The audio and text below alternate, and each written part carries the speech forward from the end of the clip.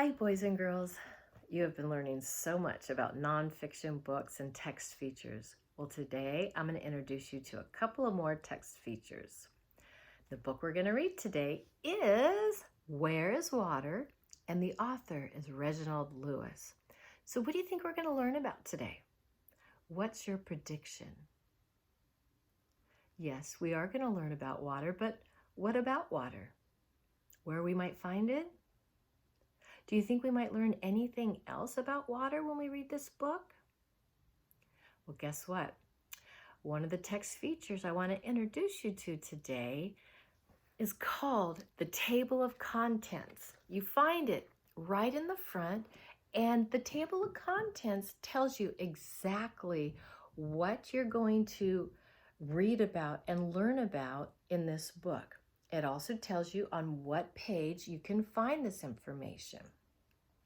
So today we are going to learn about water all around, which we'll find on page 2, fresh and salt water, rivers and streams, lakes and ponds, and we're going to find the glossary. Remember, we learned about the glossary in a different book on page 12. Let's go look at the glossary real quick. Remember, the glossary provides us with more information on that other text feature you learned about, those bold or highlighted words. Remember, the author puts them in bold print or highlights them because he wants you to notice them and pay attention because it's important. And the glossary gives us more information on those important words. So back to the table of contents. The table of contents tells us exactly what we're going to read about and learn about. And you know what is cool about the table of contents? Remember how I said before that one of the differences between nonfiction and fiction is in fiction books, you have to start at the beginning and you have to read the whole book for it to make sense. But you don't have to do that in nonfiction books. Maybe you're gathering information on rivers and streams. You're doing some research and you don't need to learn about fresh and salt water. You only need to get some information on rivers and streams. Well, then you go to the table of contents, you find where that is, and you go to that page. So let's go to page 8, where it's going to provide us with more information about rivers and streams. Page 8, and look, there it says rivers and streams. You know what we call that? That's the other text feature I want to tell you about. It's called a heading. A heading is a lot like a title. The heading tells us what we're going to read about in this section.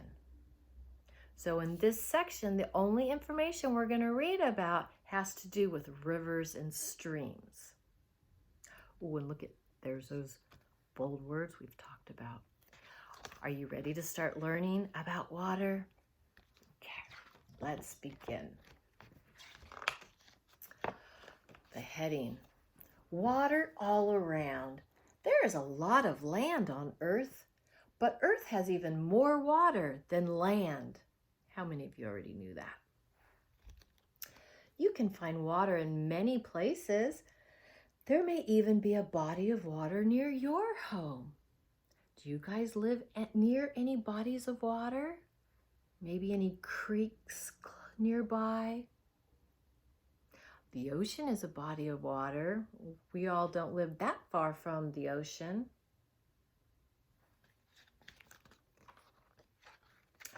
Fresh and salt water.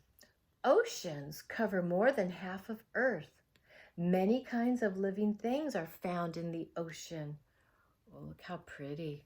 Remember the photograph, another text feature the author uses? He's showing us things that live in the ocean. Coral and some fish. The water is in the ocean is salt water. Most of Earth's water is salt water.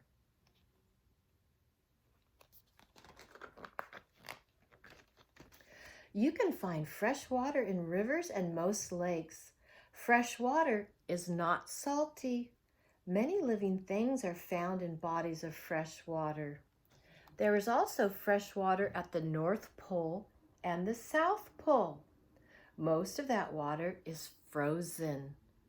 See the frozen water?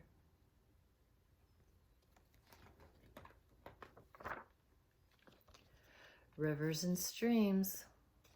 What do you think we're going to learn about in this section?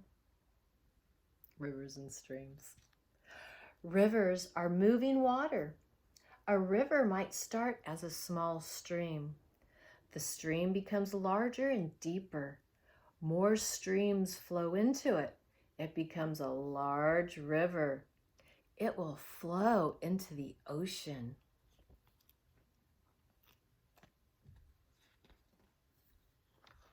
So rivers and streams are moving water. Lakes and ponds. Do you think we're going to learn about rivers and streams in this section? No, we're going to learn about lakes and ponds. A lake is a large body of still water. That means it's not moving like a river or a stream.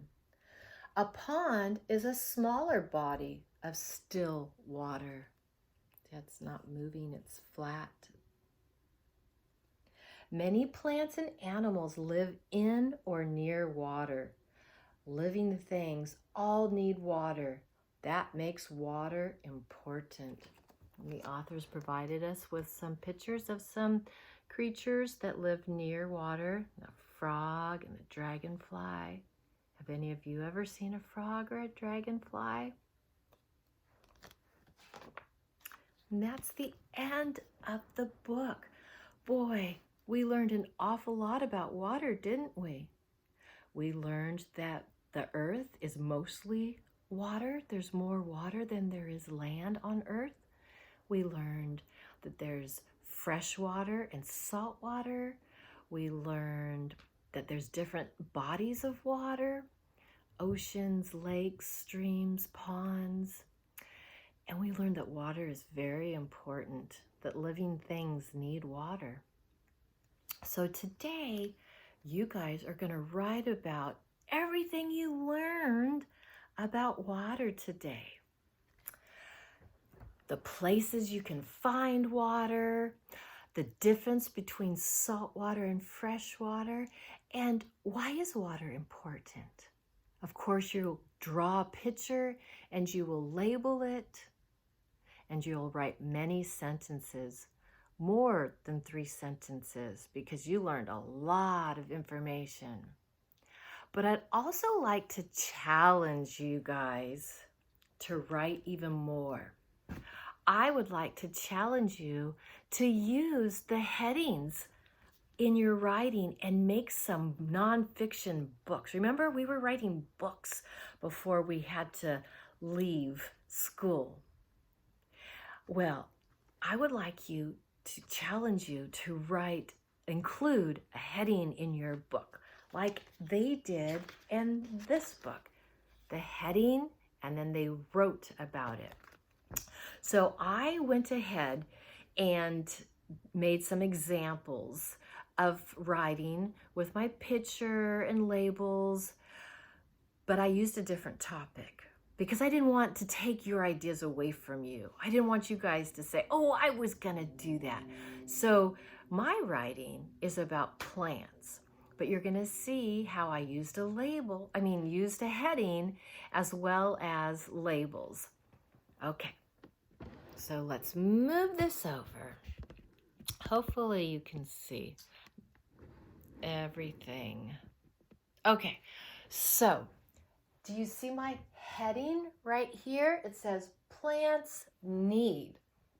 So my picture is just going to include things that plants need. Plants need sunlight, water, and soil. And see, I labeled it sunlight, water, plant, soil, so that might help my reader understand what I'm trying to teach them. And then what I wrote about in this section is only about what plants need. Plants need many things to survive. They need sunlight, water, and soil. Oop, let me move this so you can see all of it. Plants get nutrients from the soil. So I wrote many sentences to go with my heading, and the information is only about what my plants needs, the setting. And then on my other page, let me move this back up again, my heading is many types. So I'm going to write about, the information I'm going to tell my reader about is the many types of plants there are. And that's what my picture shows. And my labels, it shows there's vines with purple flowers, there's tulips, red, there's flowers that are orange with triangle petals, and there's some plants that are bushes with pink flowers. And so then that's what I wrote about. There are many types of plants. Some are vines and some are bushes. Plants can have many colors, like pink, red, and then I just kind of stopped. I could have added more, but I just wanted to give you guys an idea. So for those of you who can, and I'm pretty sure all of you can, I would love to see you. I challenge you to write a nonfiction book with headings, just like in the book we read today, and just like I put in my writing, and write information about what you learned today about water, the different types of water, and where you'll find it, and why it's important. When you're done, take a picture of all your pages and upload it to Seesaw, or you can video yourself reading your nonfiction book with headings and upload that to Seesaw. I can't wait to read your books or hear you read your books to us. Have a fabulous time making your books. See you tomorrow.